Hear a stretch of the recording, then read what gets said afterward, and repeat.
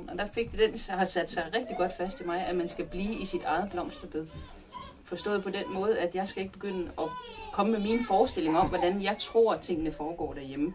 Så må jeg stille nogle spørgsmål og få at vide, hvordan foregår tingene egentlig derhjemme, i forhold til, at jeg garanteret ved en hel masse, tror jeg.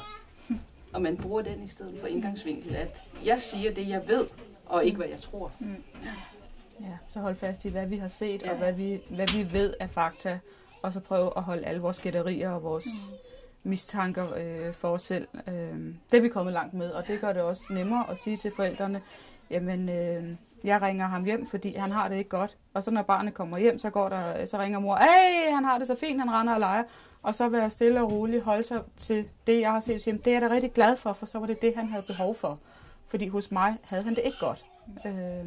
Det har givet ikke kun jeg selv, men vores kollegaer rigtig meget ro i sjælen, at vi beskriver, hvad vi ser ganske kort, og så holde os til det. Det har givet meget tryghed, meget ro.